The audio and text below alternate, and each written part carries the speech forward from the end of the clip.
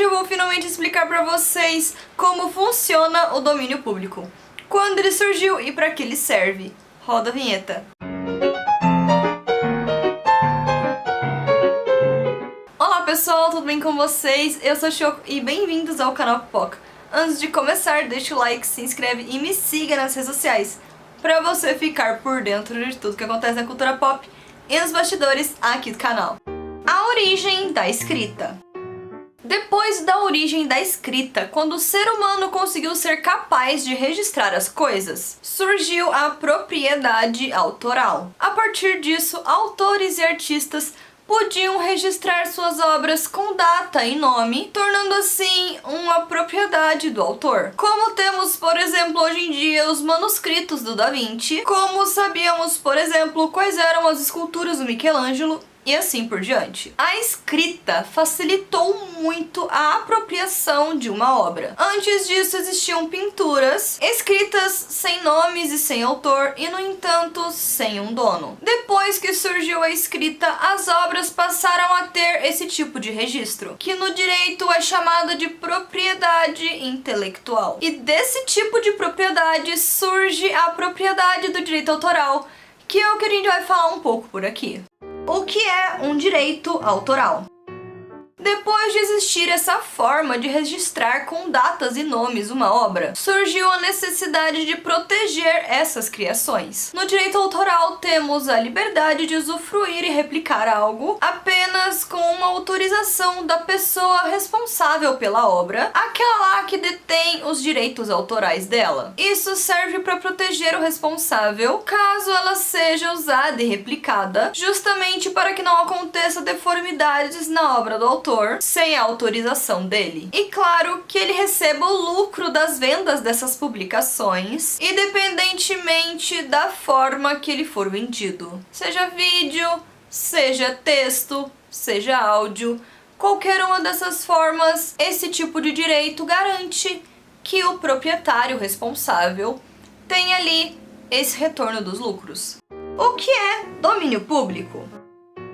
E o domínio público vem justamente nessa contramão, deixando uma obra disponível para o uso comum. Até então temos, por exemplo, Harry Potter, que só pode ser comercializado pela editora autorizada e que todas as versões novas criadas passam pelas mãos da J.K. Rowling, a autora e detentora desses direitos. As adaptações cinematográficas e também spin-offs também passam pelas mãos dela. E, no entanto, há todo um protocolo a ser seguido, justamente por causa de ser uma obra com direito autoral em atividade. Agora, por exemplo, temos Shakespeare, que já caiu em domínio público. Nesse caso, podemos ver inúmeras produções, filmes, livros, séries inspiradas ou sobre as obras dele, e inclusive sobre a própria vida do autor. Muitas edições de livros em diversas editoras diferentes, justamente porque não há mais um regulamento que restringe o direito de uso e a cópia dessas obras, que nesse caso seria o famoso copyright. Quando uma obra que ainda tem direito autoral é utilizada em outra mídia, seja ela qual for, de forma completa e sem referência, pode ser sim considerado um crime. Como se eu estivesse usufruindo de uma informação de alguém e a considerando como minha, mesmo que não seja exatamente esse o caso. Domínio público e direito autoral tem uma linha muito tênue e tudo depende de acordos judiciais feitos e a durabilidade desses acordos sobre alguma coisa. Mas o domínio público, por definição simples e pura, é a ausência de proteção pelo direito do autor. Nesse caso, a liberdade da obra ser usada sem estar subjugada ao detentor desse direito.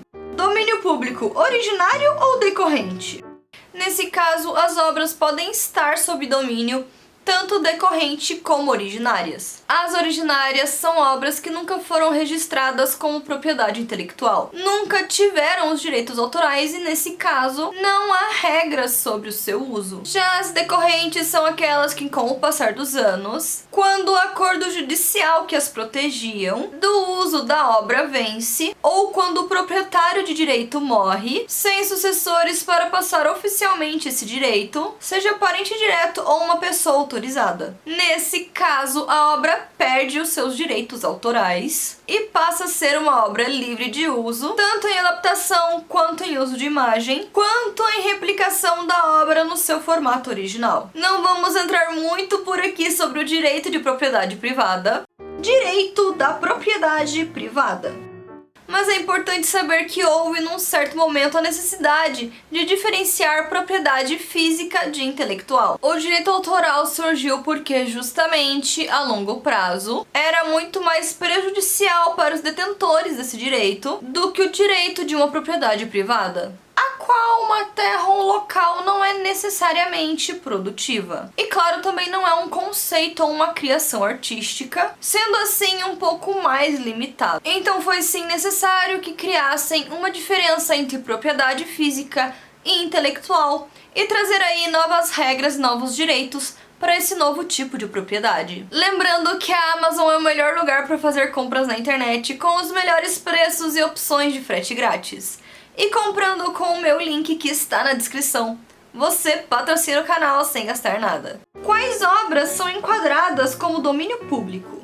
Obras que existiram antes da criação do direito, como pinturas rupestres, obras que o tempo de proteção já venceu, obras que foram intencionalmente colocadas como domínio público, obras que por falta de informação sobre elas ou por causa da forma que elas foram feitas, não atingiram os pré-requisitos para se tornarem uma obra com direito autoral, como, por exemplo, a originalidade. Obras que não foram registradas na época da sua criação, não podendo então serem registradas posteriormente, sendo automaticamente obras com direitos abertos de domínio público. Obras que foram selecionadas pelo governo como obras de bem comum, como folclore, calendários, formulários em branco e assim por diante. E em alguns países há também o caso de que obras criadas por estrangeiros e não foram publicadas oficialmente no país não possuem direitos autorais e são automaticamente de domínio público.